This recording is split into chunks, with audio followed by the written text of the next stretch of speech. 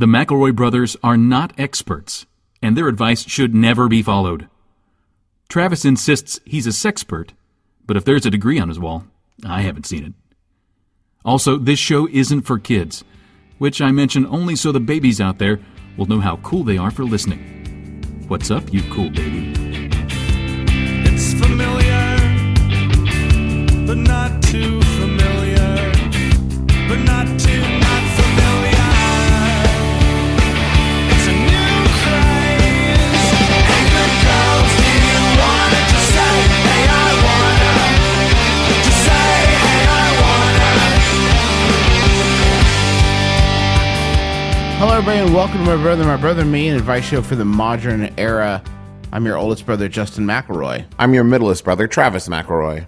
I'm that sweet baby brother that you crave, Griffin McElroy. How's your guys' weekends? Did you have good weekends out there? I am taking 12 hours of birthing classes this weekend from 10 to 4 every day for the 2 days.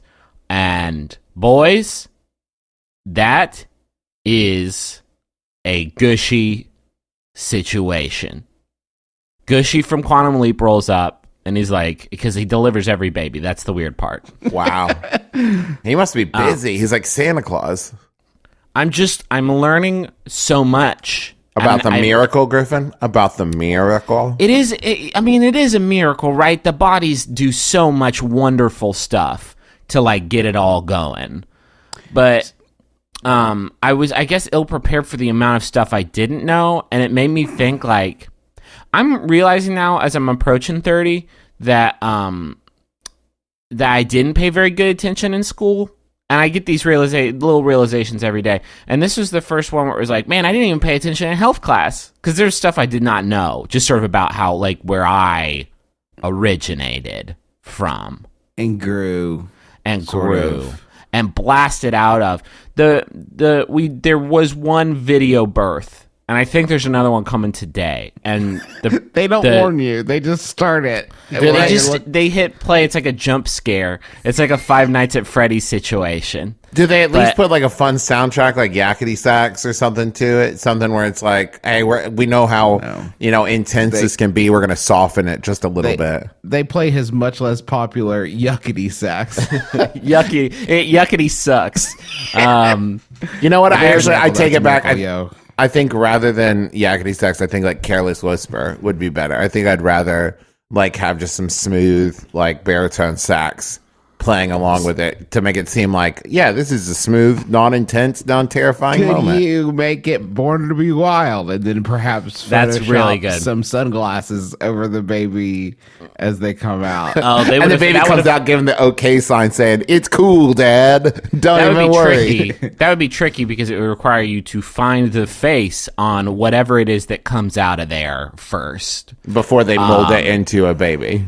What they don't tell you is you can't love what comes out initially until they about wipe her. 15 minutes before you can love it. People say the moment that baby was born, my entire life changed, and that's true because you immediately feel like you're in a life or death situation, face hugger coming at you, and you're looking around the room for like stray torches or something like that, pepper spray, something to defend yourself from this creature. There was this awesome couple that was sitting next to us in the class yesterday who the instructor was talking about how they go like birth to like straight to skin, like they get it on mama's chest like immediately.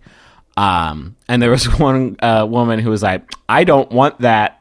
Wipe that thing down. I do not want all of that goo on me. No thanks. Wipe it down. Thank you. The video we watched real quick, this is a true thing. Like what we focused on a lot yesterday was like different positions you can get into like relieve pain. But there were also different birthing positions. This I did not know. I thought we had figured out sort of the best way to do this. And it was like on the back, legs up, blast off. No, because the video we watched, the birth was an all fours situation. And it must have been effective because that baby just like clack, just like splow, just like blasted out of there like it was a t-shirt cannon. It was the craziest shit I've ever ever seen. I'm not squeamish and I'm not like childish about birth. I do think it's beautiful. This was a new sort of thing for me because it was just like plow. Griffin, you can read about all the different birthing positions in the Mama Sutra. I can't with I that. fucking Do you can't. get it? It's 9 a.m. Because it's Yeah, like commas, but it's like the mama because it's like I mother. don't think I can. No, I you don't know, think we can because it's actually a perversion of like a nice thing. I actually. mean, Kama Sutra can be a nice thing. Yeah, it can be very nice if done properly. Yeah. Yeah, we actually are supposed to give that baby to Earth, just like squatting. I say we. People capable of having babies biologically are supposed to just squat and let that baby just like pop right out. They didn't invent laying on your back until like the 1300s or something. I guess like that. I guess moms just got lazy. Mom's No, I from what I cheesy. understand, it's actually like they did the laying on the back to make it easier for doctors to get in there, so they didn't have to like squat. The doctor was like, "I'd rather just sit on a stool. Could you lay down, please?" Yeah, what's the doctor do if mom is squatting? Does the doctor just lay down on the floor? No, this is No, he's got a silly. giant catcher's mitt, or Anyway. like a net situation. We covered this at Max FunCon in Sydney's birthing class. And Griffin, I'm assuming you just didn't really key in there. You were kind of assuming that other people would handle it for you, huh? I took a nap. I missed that class, unfortunately. Fair enough. Let's enough. get into the shit, huh? I mean, I'm already definitely in the shit, and literally as soon as we wrap this, I'm gonna hop in the shower and then go back for 6 more hours of plow. Have they covered the fact that most women poop? Oh yeah, Good. but I'm not gonna make a big deal out of it. Nah, Well, you're actually- fucking chill as hell about it. Justin, like all women poop, but just some of them do it during childbirth. Here's our first question. This is Actually, first sorry, there was a question. guy who asked about that. He's like, "At what point do I need to be afraid of getting shat on?" He said, and his choice of, well, I found it very distasteful, and his wife was very embarrassed. And the woman leading the class was like, 99.9% of women like do it. And I saw in his face a brief moment of relief, like, all right, baby, something to aspire to. Be that 1 in 1,000. when you introduce yourself to someone and they call you the wrong name or decide that they get to shorten it, like shorten Jeffrey to Jeff. Exactly how many times can you correct them without being a big old jerk? Like, at what point does Mel or Melody just become my name? Wait, We should make it clear her name is Melanie. Oh, okay. I was gonna say, well, Melody. If your name's Melody, the die is my name cast. is Jeff. My name's Jeff. Hi, Melody. No, it's wrong. That's from Just Call Me Whatever. Well, I would sounds like- you have a pretty laissez-faire attitude towards it, if that's your I would like to nickname. pose like a very non-McElroy answer. Okay.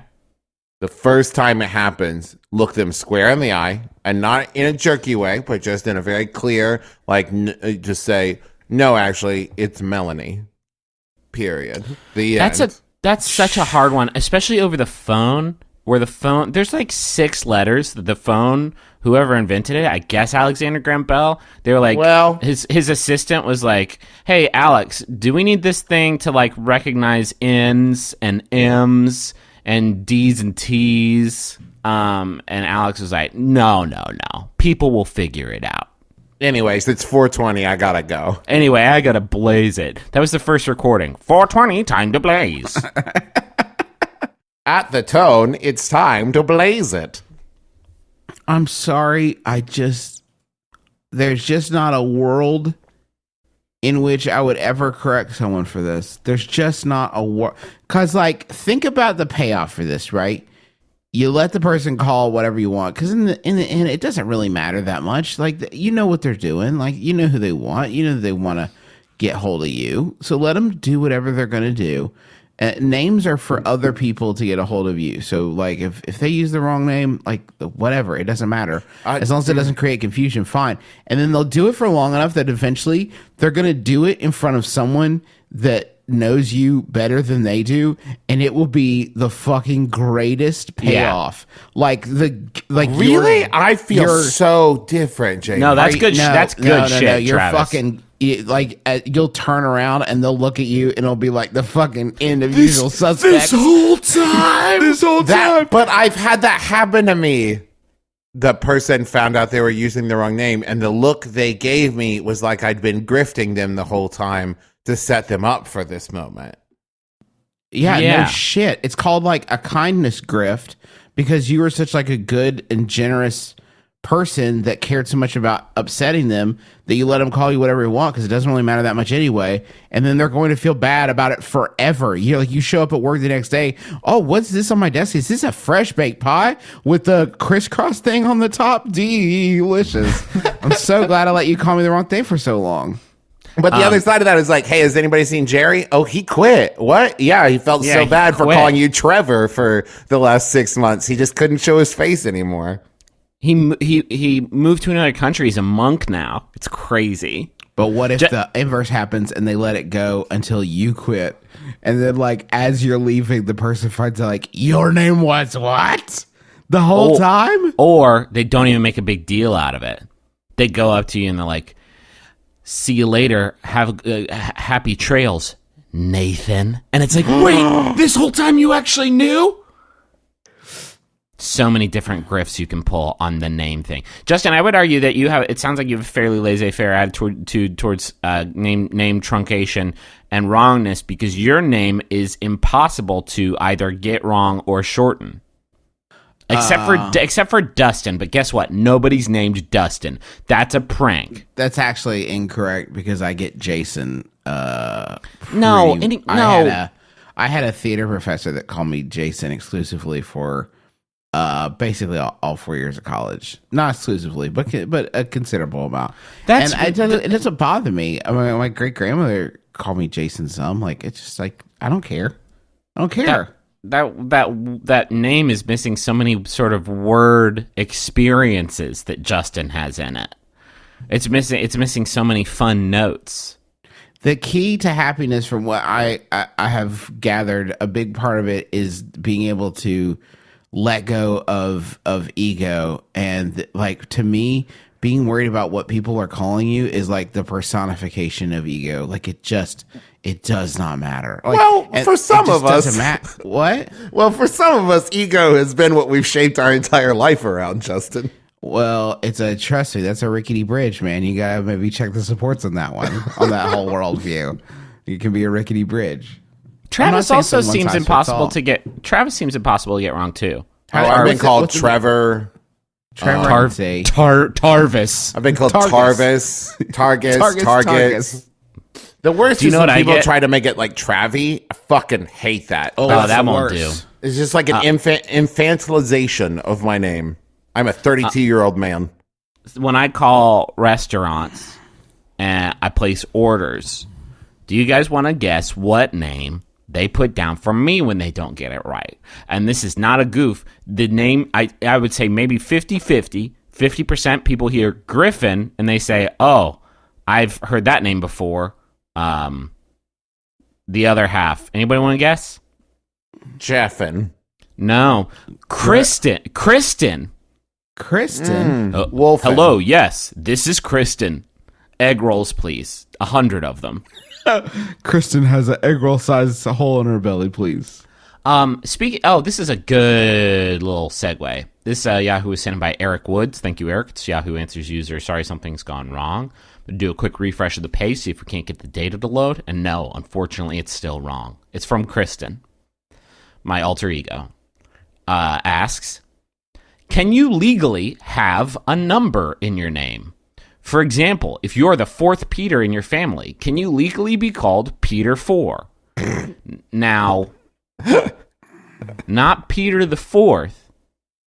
Peter 4. Petty 4. Can you legally have a number in your name? It depends. Are you talking about like the number is pronounced? Like, could you put an 8 in there and just have that, like, you know, pronounced as part of the pronunciation? Oh, like if your name was Kate, and it was just like K8. Damn. Damn, like kind of give your name like a license plate vibe. I'm saying you could do like Caitlin and just like K8LYN. Okay, but seriously now, can you put a number in your name? Can you do that though for real though? Because they're characters. They're gonna on stop the you? keyboard. Yeah. The government on this one. Do you think that there's so okay? Picture this, honey. She's beautiful. I think we're gonna go with Kristen 4. Pff, no, shut it down. What? How'd you get in here? I'm with the government. You can't put a number in that baby's name. It's Kristen the 4th. Now get out of the hospital. We need it for somebody else. One of the nurses in the birthing class yesterday said that they had a baby named Absid, which was literally ABCD. Slam dunk. Crushed it. I like that.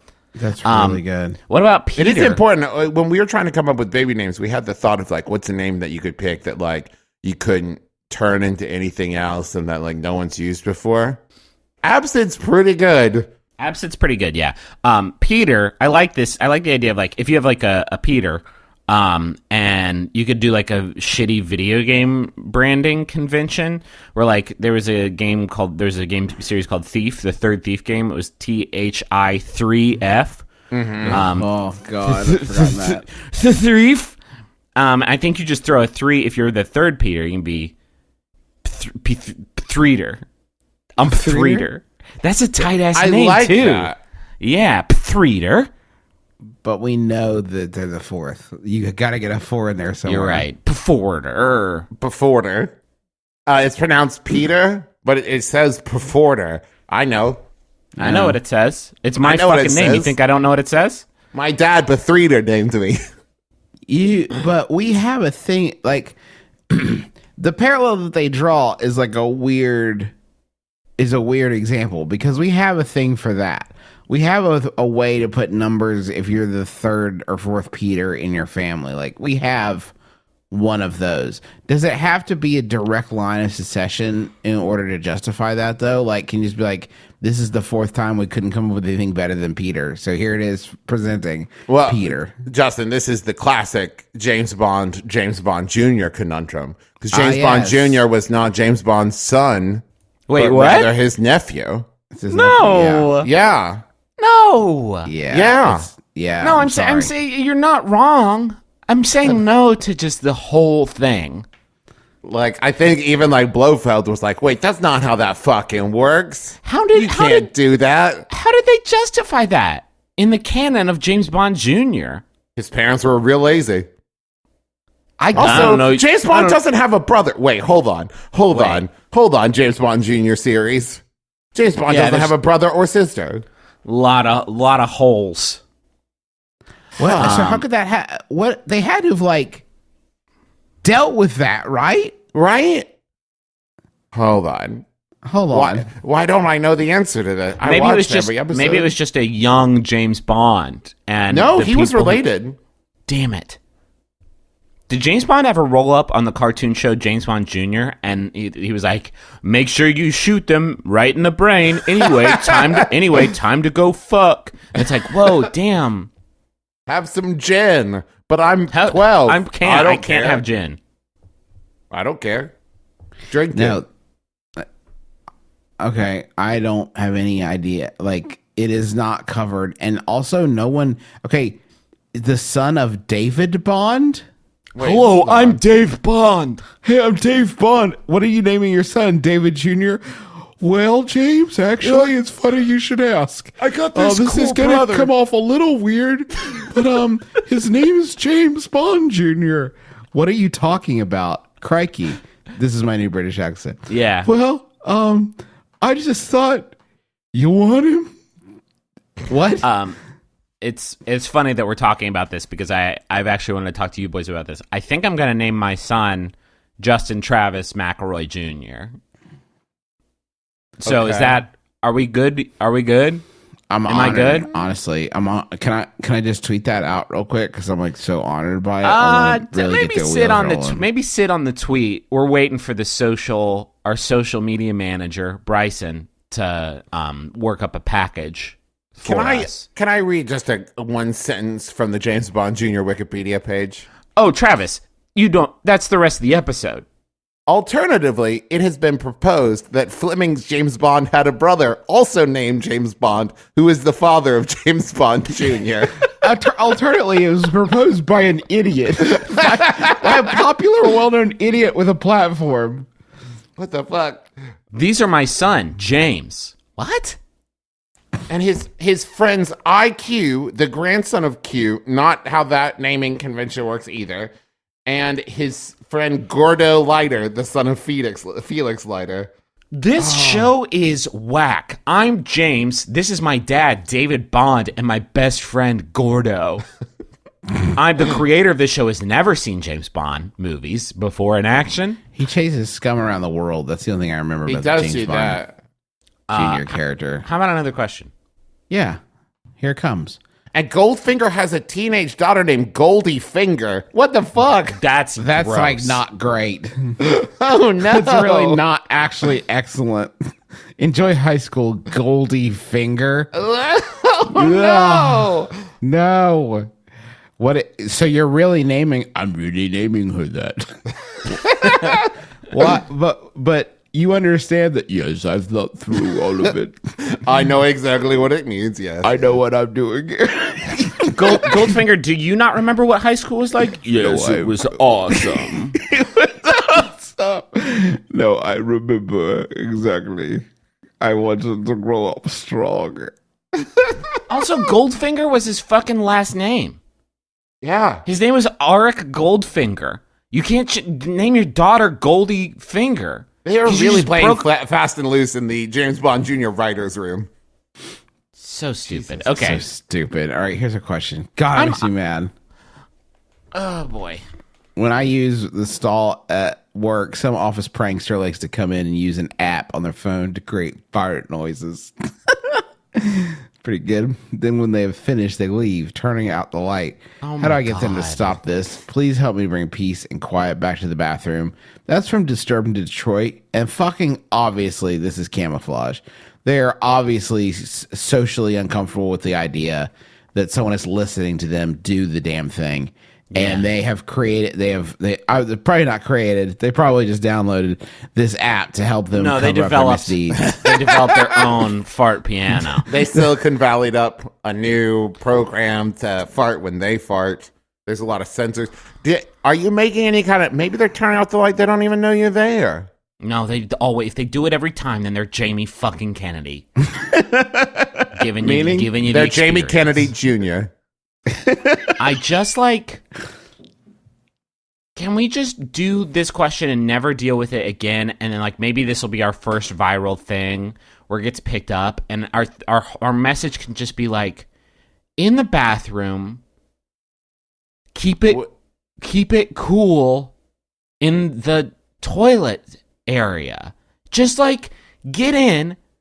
How many questions do we get? Like people try to talk to me. People just get in. Do the damn thing and get the fuck out.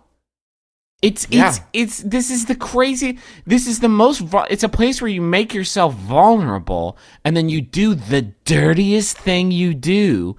Can we not do a tight five in there?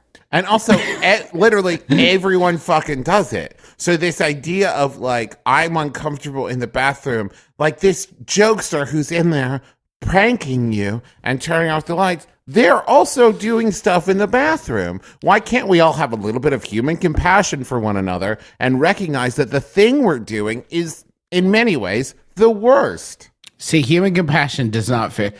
To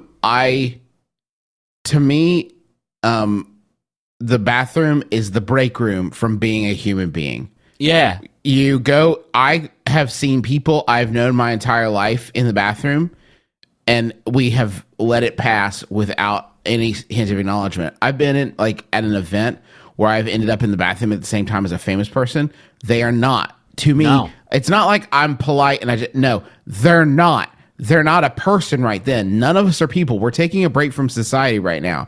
We're like, we don't have to interact. We don't have to do anything. It's a sacred time of not fucking talking or looking at each other. Period. The end. I took a piss next to Paul Simon once. He may as well have been a stack of shoeboxes. I don't give a fuck. Mine's Lou Diamond Phillips, and he might as well have been a picture of Lou Diamond Phillips just on the urinal next to me. Now, can we take a moment and figure out why that picture was hung up? Enjoy this LDP while you do your LDP. Low down dirty poop. God. Yeah, we are all just primitive boxes in there. We are just husks doing our caveman stuff. Please don't. Please, the ladder of awful things you can do is like it starts with innocuous stuff like don't hand out mints in there. I'm sorry that somebody either hired you or invited you to do this, but it is a trespass upon me and my safe space. Oh, I have a money-making scheme for that. Just occurred to me. Stand outside the bathroom door, and everybody who walks in, tell them, if you don't give me $1, I'm going to come in there and hand out mints. I'm going to go in there with you. Could we? Oh, man. What? Guys. Oh, man. Guys. What? Here's a money-making idea. You walk into the bathroom. What's the first thing you see? On your left, it's a rack full of Phantom of the Opera masks. Uh-huh. You throw one of those you throw one of those bad boys on, or maybe you bring your own from home, and then you can have your own sort of. Well, no, you can't bring your own from home. It has to promise anonymity. All of these beautiful masquerade masks. Turn every bathroom into Eyes Wide Shut. Mm-hmm. Yeah. And Except that it's literally like we're pretending like all of our eyes are just shut. It's just eyes shut.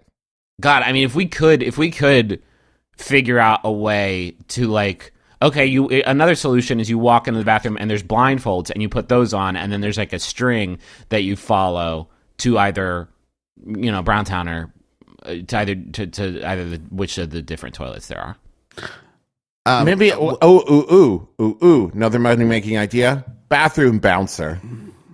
Okay. And they've got like a rope, and they're like, no, we're at capacity, gotta wait till someone else comes out. Yeah. That kind of, and it's also, that's gonna make it feel cool. And then if somebody flips off the light and he's like, oh no, you're not allowed back in the bathroom ever again. In any bathroom. In any bathroom. I'm gonna spread the word. I have we when we were shooting our TV show, there was probably 20 people, I would guess, working on it at the same time in one building that had one toilet to spare. So basically, anytime you went to use the bathroom, you were doing like the knob turn. Oh, there's like knock occupied, and then having to move away. My question is, how far do you have to move away? Do you guys do the thing where you move away so far that you couldn't conceivably have been the mystery knocker? The person who is like I've gone so far as to like look around as though I've just seen the person that knocked on them like get away from me again. Like I was trying to keep tabs on him. Like, well, he went that way, boss. Go get him. He ran right through you. He was dressed like a real perv. When they walk out of the bathroom, I am on my phone making a fake phone call. And as they walk by me, I'll say something like, it's been so nice talking to you for 20 minutes. I will often do a full pantomime as though I've just realized I need to go to the right, even if no one else is around, just in case. Like this sort of like, oh, were you just in the bathroom? Now that you mention it, I could bathroom. Yeah, I could go. Yeah. Oh, because there's nothing worse than like they walk out and then, I have just through contrivances and situations that befall us all have been too close to the bathroom after that, and when the person comes out, they're like, "It's all yours." Like the no, like, don't. Please, what did you do? No. What did you do to prepare it for me? What ceremony? The way is prepared. This is not. Yeah, this is not like a giant robot that you've been piloting that I am now taking on the legacy of. This is a toilet that we use for shame. Justin, use my mech. You have to. You have to finish the fight. That's a good thing to say. Finish the fight. Finish the fight. This one's for all of us. This is a good opportunity for me to have a little press conference for you, my two brothers, because Justin was not joking. We had one toilet for all 20 of us for 3 weeks while we were shooting the show, and at one point the toilet seat broke. It came off the hinge and was just kind of a free-floating situation. And ladies and gentlemen, thank you for gathering here today. It is with much sorrow that I admit that I was the one who did break the toilet seat for everybody, and I never admitted it. And nobody ever fixed the toilet seat. We did get another toilet seat, and I thought, like, boy, I broke it. I should really take it on myself to to put it on there. But here's the thing: I use my foot to open and close toilet lids because I'm not some sort of wild animal, and I guess I did like sort of a hard bicycle kick, and it disrupted the machinery. And so I apologize, and I hope that we can all come together as a country to find a way forward. Thank you very much. No Right. questions. No questions at this time. All right, let's let the healing begin in the money zone.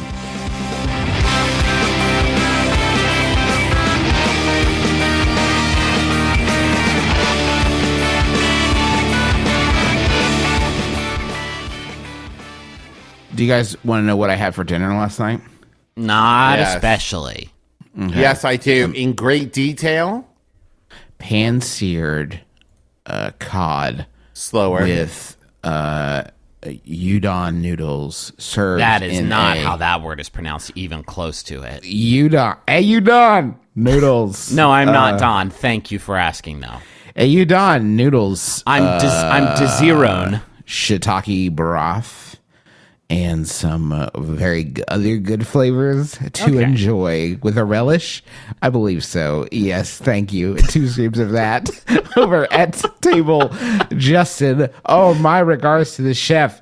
My compliments to him on this perfection served on a platter. Who's the chef for this one? Well, consider me abashed because it is I, Justin, or Chef Justin, as I prefer to be called when I'm wearing my Are hat you that in a says fugue that. state? What do you do? You Yeah, made what is dinner, going but you don't on? remember it?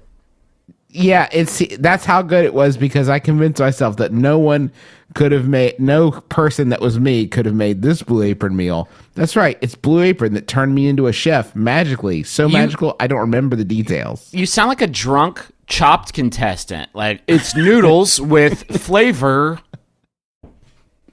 So Blue Apron is a service that you sign up for it and they send you boxes with meals in it that you get to make yourself. And they're really like good meals. Like I just described one.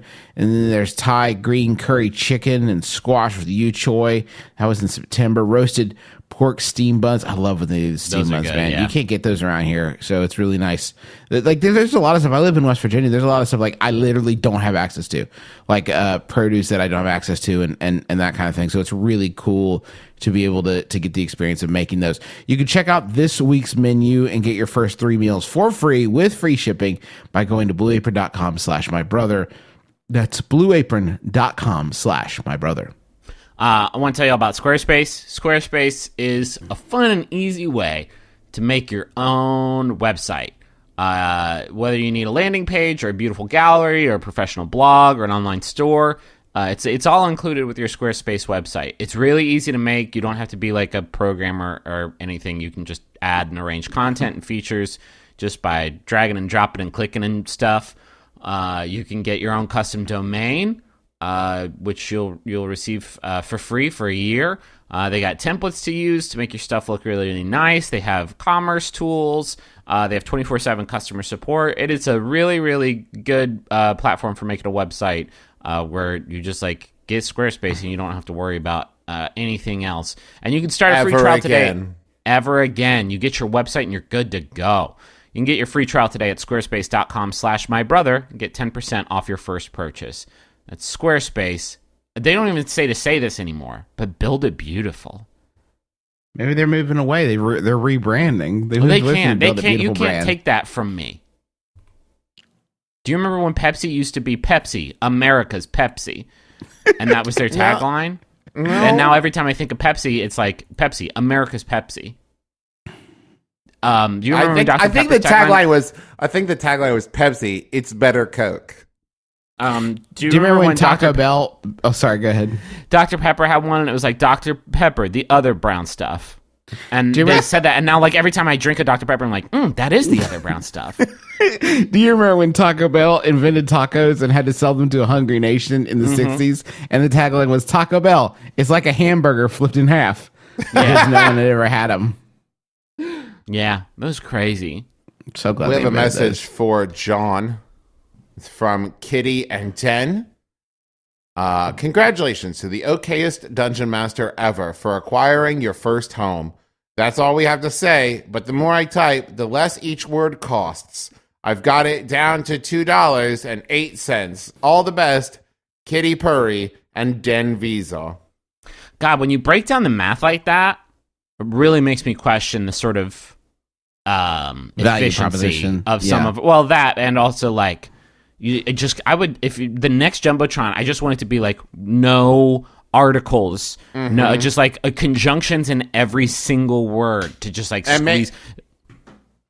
Go ahead. It's it reminds me of that 1-800-COLLECT commercial. It's like, we oughta baby eat Subway. You remember that? Oh, it was a good commercial. That was good. Fucking good. Another good tagline. I don't think "We Oughta Baby It's a Boy" was the tagline for Collect 1-800. Had me rolling that commercial because it's like, what a cheap man.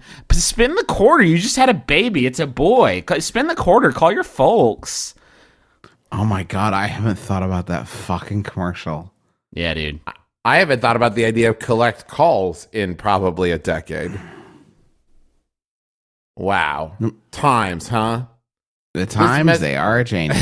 This message is for Sarah, and it's from Team Chicago, which is apparently made up of Lauren, Shell, and Jess. The 2016 Chicago Bulls. Lauren, Shell, and Jess. That's right. They're going with a 3-person basketball team, which is unconventional. Sarah, without you, our nails would be ragged, our skee ball teams would be sadder, and our party drinks would be flatter. Happy belated birthday to our favorite mixologist and swassamist friend. We love you. To be fair, they just said swassam friend, so she might not be their swassamist. Yeah, sure. Yeah, I don't want to put words in Team Chicago's mouth. Sarah, it sounds like, provides, and I try not to look at human beings this pragmatically, but just like a lot of functionality to a group. Like, my nails are looking good. My drink is very much on point. And what's that in the skee ball hole? The 100.1? It's a ball. Sarah put it there. Damn. Damn, Sarah. Now, just to be fair, Griffin, it doesn't say that she brings any kind of skill to the skee ball, but rather it just makes them happy. So she might be like kind of, like a mascot. Maybe she's not good at skee ball at all, but rather she's got a lot of skee ball puns that every time she breaks them out, everyone groans a little bit, but they also smile and laugh too. Like, they love it. They get it. They get it. Ty is a pedantic person. I think when he pronounces these words, it's in a very show-offy way. Gyro. Gyro. Sacre bleu. Sacre bleu. Ayers Rock. Uluru. What you are witnessing is real. The participants are not actors. They are actual litigants with real cases. They call in via Skype to Judge John Hodgman's court, the real People's Court. Now I call you to Judge John Hodgman's internet court. Find it at MaximumFun.org or wherever you download podcasts. Hey, I've got a Yahoo here. Oh, I've been hoping you would say that. So I'm sent in by Sarah Urias. Thank you, Sarah. It's by Yahoo Answers user. They're anonymous. This platform is just, it's just quicksand. It's just sucking down. It's just disappearing. This anonymous user asks, did cavemen cry? Did cavemen cry? Wow. Did cavemen cry? Yeah, but did cavemen cry? Here's cavemen. Uh-huh. Things they had to worry about. 1, fighting dinosaurs. Defo. Nonstop. Left and right. Left and right. Dinos. It was like Jurassic World up in there, but for real this time. Mm-hmm. Fighting dinos just to survive. And I think when that's happening... Oh, also, other things they were worried about. Playing funny ribcage xylophones. Mm-hmm. Grunting at each other and trying to make sense of what "ugh" meant in different contexts. Yeah. Making just really shitty art on cave walls. Yeah, good work, guys. Yeah, where should we put my art? I'm going to work really hard on it. It's the first art anyone's ever done. How about inside of this cave where nobody will ever come? Yeah, that seems good to me. What they don't tell you about cave art is that cavemen would only do it at their friends' houses as a prank. Like, you would come home and be like, God damn it, Og. What is this? God damn it, Jamie Kennedy, senior. Come clean this up. This is terrible. This doesn't look like anything. What if Cavemen just cried like at the drop of a hat? A lot, yeah. All the fucking time. I got you this new bone. I saw it's crazy. I saw a fucking huge dinosaur today. Did you check out that mastodon over there? Oh, Beautiful masto. Do you think they're like? I bet that there was probably a situation where they got to become like really good friends with the dinosaur, and like they would pet him all the time, but then their family would be like very hungry, and they would have to like, and the dinosaur is very hungry too, and they had to make that decision like, do I feed my family to the dinosaur or vice versa? And also, it's the last dinosaur. Oh, yeah. Cool. Yeah, and he's like, as he's clubbing him, he's like, I'm sorry. Grog, sorry. Can you imagine how fucking annoying, sidebar, can you imagine how fucking annoying the meetings would have been when a bunch of cavemen decided to create language? Like, let's call this one an apple. Like, no, that's a terrible name for it. It has wings and it looks like a mouse with wings. We can't call it an apple. Let's call it something else. Let's call it they were just picking that shit from whole cloth. Yeah. Like that must have been infuriating. Can we just call it all rocks? No, we can't just call everything rocks, Doug. Well, everything is made out of rocks, pretty much, right? Like everything is just different size and shaped rocks. You got to think long term, Doug. Can you imagine being the first caveman to cry? Like maybe something like fall and just like water starts streaming from your eyeballs. Yeah. What the fuck is Jerry even doing right now? I don't know. I got so bummed that I just started gushing. I'm like, but can I say something? From these orbs in my face. Yeah, from these things that I don't know what they do. When I poke them, it hurts. I don't know. I'm stupid as hell. When I go like this, I can't see the dinosaurs anymore. So I guess they're eyes. Anyway, when I cry, it's weird. It feels good as fuck to like really get it out there because we're all under a lot of duress. And we live to be 11 years old, and so like there's kind of a lot going on right now. And when I do this and I gush from my eyes, I guess. It feels good as fuck. Feels really good. I just kind of sit down and take like 1 second off of like hunting and killing things. And I just have like a moment for me where like I gush from these eye things. And suddenly it's like, yeah, that was, I don't know, what's the word? Cathartic? I just made that up. I just made that one really up. That's a crazy word I made up. Hey, excuse me, Philip. I hate to interrupt. I've been trying to do it. I've been thinking about like just like squeezing them and poking them, but I can't. I'm not gushing. Like, what do I? Well, maybe it's because you're a failure and you're bad at it. Wait, hold on. Let me try something. And then he lets a velociraptor in to eat your dad, and it's like, how about now? Yeah, I'm gushing. This is crazy. It feels so good. Does the velociraptor get away with it, or? Well, no. He goes to prison. Yeah.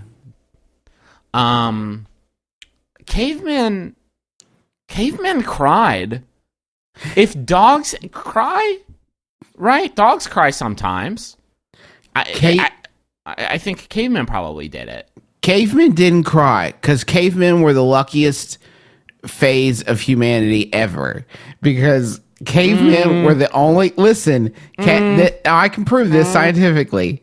Cavemen were the only time of any of our species history. One of the very much only times when they didn't live among dinosaurs, but were too stupid to realize that they could have with the things that shook out just a bit differently. Like, they missed the dinosaurs too. Like, I miss them as well, but I have to look at like their bones and realize like, fuck, I could have got a huge saddle and just like killed it out there. They had no idea that they had missed out. That was the last truly happy generation of humans. Like, as soon as our like great awakening as a people was the first time somebody found like a giant tibia and it was like, oh fuck, we fucked up, we did it so bad. Just counterpoint, they were also a generation where the leading cause of death was being devoured by a big and terrible dog, and so I would argue that wasn't so great. And now we're worried about like not having internet and mean tweets and our millennials, right? Huh? The guy is so much better than cavemen, and they don't even realize it. I mean, if I had to decide between people with anime avatars saying horrible things to me on Twitter or being devoured by a big and horrible dog, I think I'd actually go with the dog thing, because at least then it's over with. And now I have to live with the weight of these anime avatars. Mm-hmm. My girlfriend and I live in a basement apartment, and our landlord lives upstairs. We have a door in the backyard that goes to our carport, and we drive frequently. Our landlord has 2 small dogs that poop in the backyard, so whenever we come home from work late at night, we can't see well enough and sometimes step in dog poop. It's her private backyard, so she's probably never had to clean up after them. Should we ask that she clean up her dog's poop, or just walk around the house and come in through the front door? That's from Doo-Doo Dilemma in DC. There's just a point in here. It's her private backyard, so she's probably never had to clean up after them. Oh, okay. So another caveman question then. Cool, 2 in a row. What is that it? yard just belongs to the dogs. No one else gets back there, so I just let the dookie pile up. I'm turning into a real junk pit. What are you saying? I just leave the dookie there forever. Yeah, you do have to, like, even if you own the dogs, you do accept that, like, this is diminishing the value of this as a yard whenever you have to leave the doogie out there. Let me take you on a tour of my house. Or marked on your calendar is one worst day ever of your life. This is my house. This is a new bathroom. We just got it remodeled. I'm really happy with that. I got porcelain features, and then you're gonna love the backsplash in the kitchen. And anyway, this is the shit field. Don't go into the shit field. You just have a big part of your it's about 1,500 square feet, and it's just an ocean of dookie. That one cleanup once a year, though, that's rough. The reaping. I can't come with you guys this week. The dark harvest begins on Friday. and then I'll have to take a day off, maybe a week off, just to like throw up.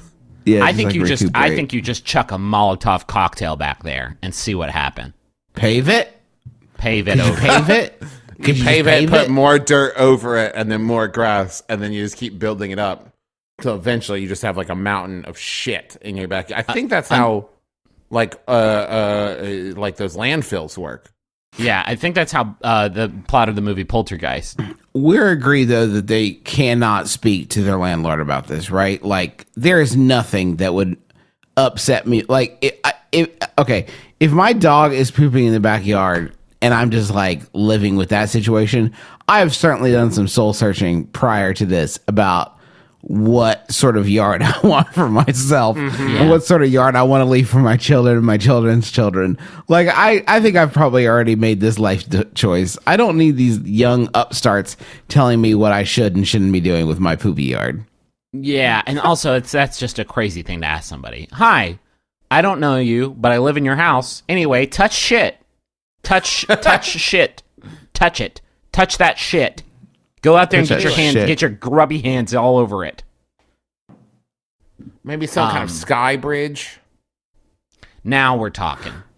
You either need to touch shit or put in a state-of-the-art sky bridge. I'm talking like maybe a sky bridge. Maybe like a ski lift that just sort of lifts you over the dookie fields. Or like that thing that Wayne Zielinski had in Honey, I Shrunk the Kid that like you just lay in and kind of like pulley yourself across the yard. And then you get on, and it also helps you look for your miniature kids. You remember. God, what if the kids from the kid shrinking movies, and we cannot go off on another kid shrinking movie tangent again, but what if this is where they got lost? No. Where are the kids? They're better off dead at this point. They're lost in the shit fields. Oh God. Hey, I have a vape confirmation, by the way. Oh, okay. I didn't know this was a thing that we do on the show. Well, this is one that we had discussed previously. Okay. That I just wanted to put a pin in it because I got a text from my dear friend Dwight Slappy last night, and it read thusly: FYI, John Cusack was just caught vaping at the Cubs game. So that one is in the books. That's an official, like that. I think he should actually be removed from Which One Vapes because that's an official one. Yeah, that's just cheating. I do want to hit you. I think his jersey needs to get raised up into the rafters of Which One Vapes. Just want to hit you guys with a quick one because I did wander over the website while I was thinking about this, and I did just want to hit you with this one: Montel Williams versus Tim Curry. Which one vapes? Oh, that's good. Now, which one vapes though? On Which that one does vape? I think Tim Curry tried it once, and he said, "No, I find it displeasurable." Expected winner was Montel Williams. I think that's right. Yeah, I think that one is legit. Alan Cumming or Mr. T? Which one vapes? Fuck. That's a really tough Alan one. Cumming? Alan. Oh man. Oh man, that's tough. Alan Cumming can probably do cool. Like Alan Cumming definitely smoked analog, and when he did that, he probably could do cool, like French smoke blow techniques. And so I think that translates over to a vapor environment really, really easily. So I think he'd be really good at it. I think it's Alan. Okay, fair enough. Alan too. It's Mr. T. It just according to the science of which one vapes, is Mr. T the whole time. Can we take it to the leaderboards, Mo, real quick? Because yeah, let's check the leaderboards. I don't think there's been a lot of action, but I do just want to recap. Number 6, most likely to vape, Rob Kardashian. Number 5, Ashton Kutcher. Number 4, Shia LaBeouf. Number 3, Macklemore. Number 2, Chris Angel. I'm pretty sure this number 1 is new. Coming in with a bullet, number 1, and it's basically absolutely so on point, is Dane Cook. On the number 1. Number 1 least likely to vape right now is Lana Turner. I think a lot of people use a cheap get out of jail free card with those least likely to vapes when I don't think you can assume that vape technology was not available in Lana Turner's time and that should like give her an out. Like I think you need to just make the assumption Debbie Reynolds would have pulled down the thickest, luscious cotton. By the way, most likely brother to vape right now is Travis. Yeah, excellent. Congrats, Travis. I just don't see that, but that's fine. Okay. I'm more of a second, most likely. I think, but you know what? I'm not here to judge. That's what the website is for. Let's wrap it up, huh? I gotta go watch more just Wet and Wild stuff down at the baby class. All right, let's bring it on home. Thank you to everybody who listened to this episode and enjoyed it. We very much appreciate you. Thank you to the MaximumFun.org network. I want to give a special plug for a Max Fun show called Dead Pilot Society. Oh God, they just so released good. The premise is great. They read pilots that didn't get made and do like stage readings of them, and they're great. But the one that was released this week is a script by John Hodgman, starring John Hodgman as a 14-year-old John Hodgman in a script called Only Child, and it's so fucking funny that you should really go listen to it right this second. You can find that at MaximumFun.org, along with a ton of other great shows. If you like the shows we do a bunch of them. You can find them all at McElroyshows.com. You can also find like our contact info and video stuff that we do there as well. I want to plug a podcast because like I've recently seen a lot of people say they didn't know that I do this podcast. It's called Cool Games Inc. It's a video game design podcast for me and Nick Robinson at Polygon. We take ideas that are goofy from the audience and we develop them into full video game ideas. And I'm really proud of that podcast. And it's Cool Games Inc. And I think you would really like it.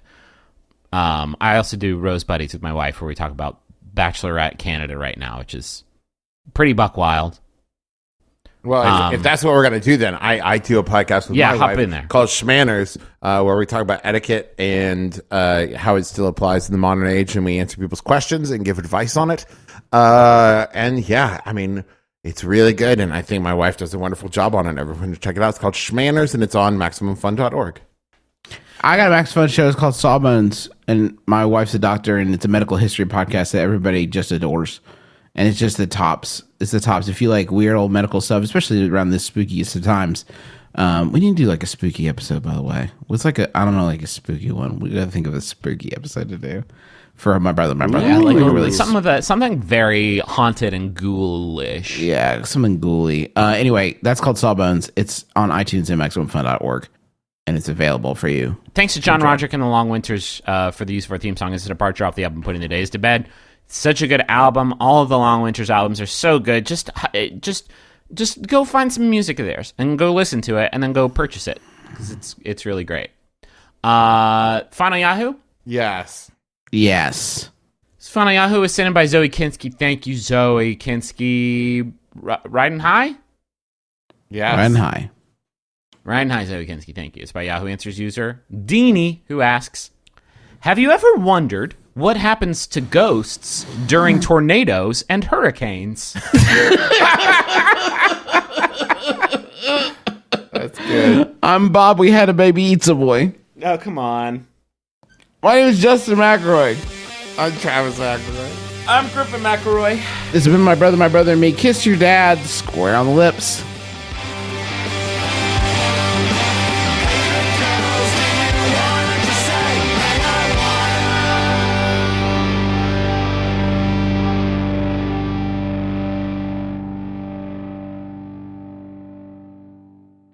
Mugs, shirts, stickers, patches, tanks, and more are yours for the purchasing at MaxFunStore.com. Hey, you already love the podcasts, so why not take this to the next level and outfit your home and bod with our merch? MaxFunStore.com. Because if you have to wear a shirt, it should be one of ours. MaximumFun.org. Comedy and culture. Artist owned. Listener supported.